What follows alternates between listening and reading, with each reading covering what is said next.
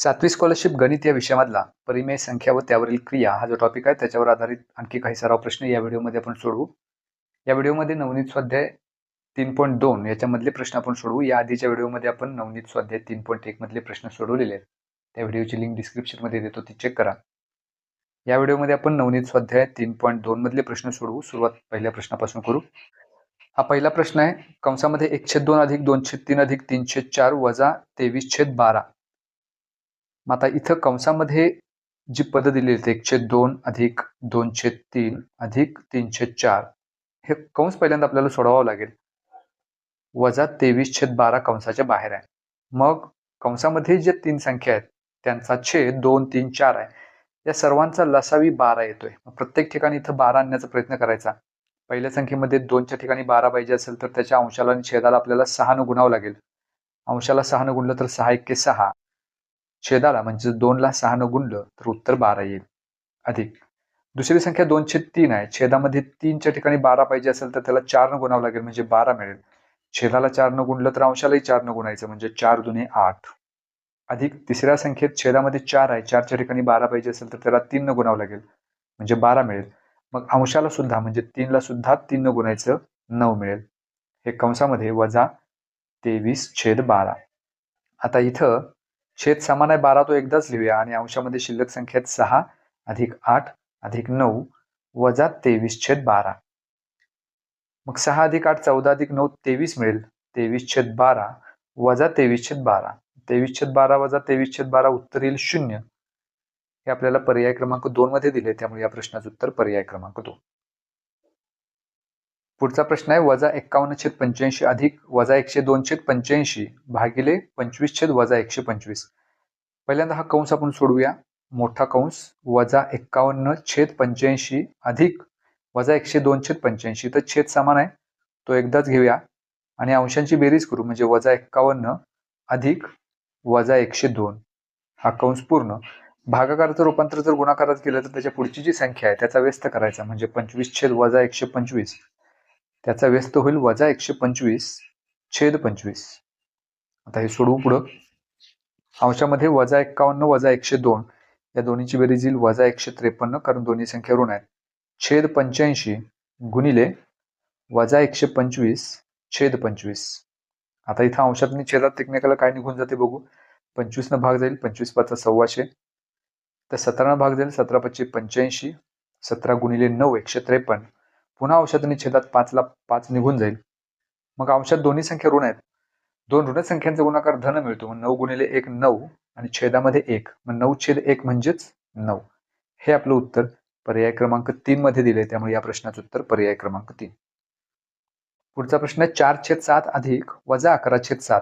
पुन्हा एकदा इथे सुद्धा छेद समान आहे तो एकदाच घेऊया आणि अंशामध्ये 4 आणि वजा 11ची करायची बेरीज. हा कंस पूर्ण गुणिले कंसाच्या बाहेर वजा 7. मग 4 अधिक वजा 11 म्हणजेच 4 वजा 11 उत्तर वजा 7 येईल.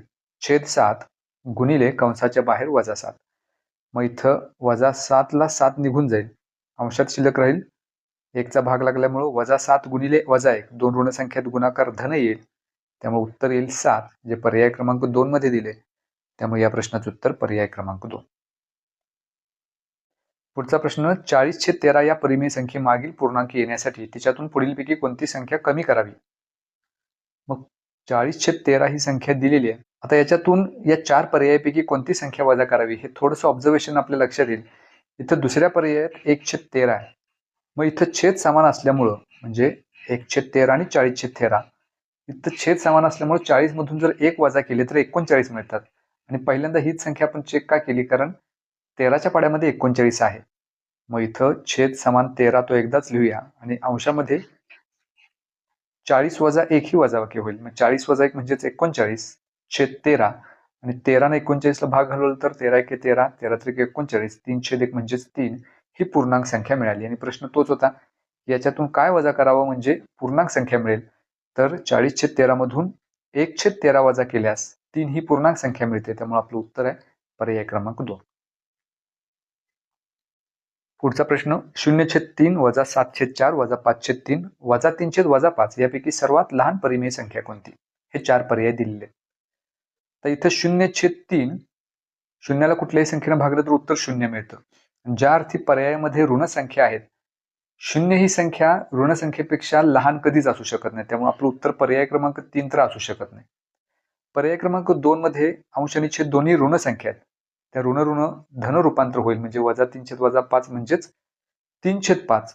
मग ही धनसंख्या मिळाली आणि धनसंख्या सुद्धा ऋणसंख्येपेक्षा लहान कधीच होऊ शकत नाही. त्यामुळं पर्याय क्रमांक 2 मध्ये जी संख्या दिली ती सुद्धा सर्वात लहान परिमेय संख्या कधीच असू शकत नाही, कारण दिलेल्या 4 पर्यायामध्ये आणखी 2 संख्या अशा आहेत ज्या ऋण आहेत.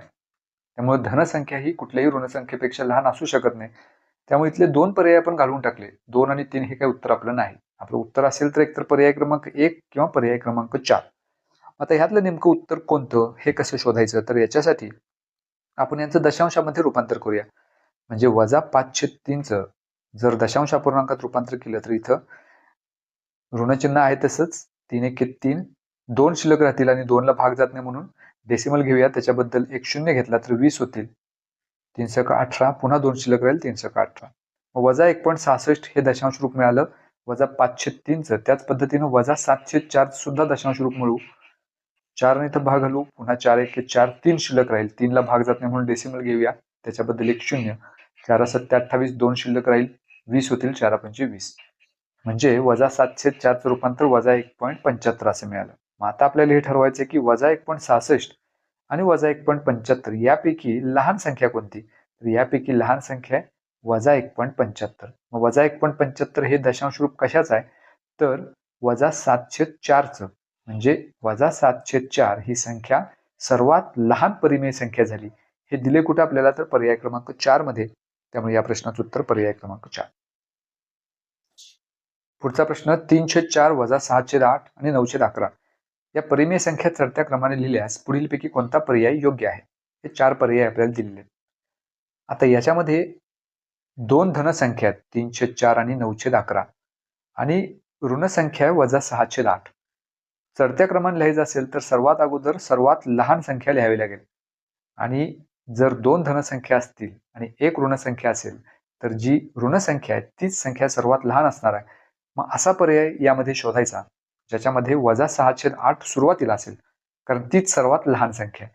मग असं 2 ठिकाणी आपल्याला दिले, पर्याय क्रमांक 1 किंवा पर्याय क्रमांक 3. त्यामुळं पर्याय क्रमांक 2 आणि 4 हे तर उत्तर आपलं असणार नाही, कारण याच्यामध्ये -6/8 1 पेक्षा पुढच्या स्थानावर म्हणजे 2 आणि 3 मध्ये दिले, जे कधीच शक्य नाही. ऋणसंख्या कधीही धनसंख्येपेक्षा मोठी असूच शकत नाही. आपल्याकडे 2च पर्याय आता उरलेत, पर्याय क्रमांक 1 किंवा पर्याय क्रमांक 3. यातलं योग्य उत्तर आपल्याला शोधायचं आहे. मग याच्यासाठी 9/11 आणि 3/4 यांचं दशांश अपूर्णांकात रूपांतर करूया. मग 9/11 याचं जर दशांश पूर्णांकात रूपांतर केलं तर 0.81 येईल आणि 3/4चं दशांश अपूर्णांकात रूपांतर केलं तर 0.75 मिळेल. मग 0.75 आणि 0.81 यातली मोठी संख्या कोणती? तर 0.81. याचा अर्थ 0.81 सर्वात शेवटी पाहिजे आणि 0.81 म्हणजेच काय? 9/11. याचा अर्थ सर्वात शेवटी 9/11 असेल. त्यापेक्षा लहान 0.75 म्हणजेच 3/4 आणि सर्वात लहान ऋणसंख्या -6/8. हा क्रम योग्य आहे. आता हे कुठं दिले चढत्या क्रमानुसार? तर ते दिले पर्याय क्रमांक 3 मध्ये. -6/8, 3/4 आणि 9/11. त्यामुळे या प्रश्नाचं उत्तर पर्याय क्रमांक 3. पुढचा प्रश्न 22/3 या परिमेय संख्येच्या लगतचा मोठा पूर्णांक येण्यासाठी त्यात पुढीलपैकी कोणती संख्या मिळवावी? आता 22/3 ही संख्या दिलेली आहे. पहिली संख्या 2/3 आहे. तीच जर आपण इथे मिळवली तर छेद समान असल्यामुळे तो एकदाच लिहायचा आणि अंशांची करायची बेरीज म्हणजे 22 + 2. मग 22 + 2 उत्तर 24 मिळेल आणि छेदामध्ये 3. 3 न जर 24ला भाग घालवला तर 8चा भाग जाईल. तर 8 ही पूर्णांक संख्या मिळते आणि ही कधी मिळते? जर त्याच्यामध्ये 2/3 मिळवले तर, म्हणजेच पर्याय क्रमांक 1 हे पहिलेच आपलं उत्तर आहे. या प्रश्नाचं उत्तर येईल पर्याय क्रमांक 1. पुढचा प्रश्न 3/6 - 4/9 11/5 -9/3 या परिमेय संख्यांपैकी कोणती संख्या पूर्णांक आहे? -9/3 मध्ये छेदानं अंशाला भाग जाईल. 3 × 3 3 × 9. -3/1 म्हणजेच -3 ही पूर्णांक संख्या मिळते. म्हणजे -9/3 ही जी संख्या परिमेय संख्येच्या स्वरूपात दिलेली आहे त्याला भाग घालवल्यानंतर पूर्णांक संख्येत रूपांतर होते. त्यामुळे या 4 पैकी फक्त हीच संख्या पूर्णांक संख्या आहे. इतर कुठेही असा पूर्ण भाग जात नाही. त्यामुळे आपलं प्रश्नाचं उत्तर पर्याय क्रमांक 2, कारण -9/3 हे आपल्याला पर्याय क्रमांक 2 मध्ये दिले. त्यामुळे या प्रश्नाचं उत्तर पर्याय क्रमांक 2. पुढचा प्रश्न आहे 7/9 वजा 11/3 वजा 4/13 आणि वजा 2/5 या संख्यांमधील धनपरिमेय संख्या कोणती? या प्रत्येक संख्येमध्ये अंश किंवा छेदापैकी एक कुठली तरी संख्या ऋण जर असेल तर ती संख्या ऋण असते. पण इथं वजा 4/13 ही जी संख्या आहे त्याच्यामध्ये दोन्ही अंश आणि छेद ऋण आहेत, त्यामुळे त्याचं रूपांतर धनसंख्येमध्ये होतं. त्यामुळे ही एकच धनसंख्या आहे 4/13, म्हणजेच वजा 4/13 ही धनपरिमेय संख्या, उरलेल्या सर्व ऋणपरिमेय संख्या आहेत. त्यामुळे या प्रश्नाचं उत्तर पर्याय क्रमांक 2, कारण ही संख्या वजा 4/13 आपल्याला पर्याय क्रमांक 2 मध्ये दिली. त्यामुळे या प्रश्नाचं उत्तर पर्याय क्रमांक 2.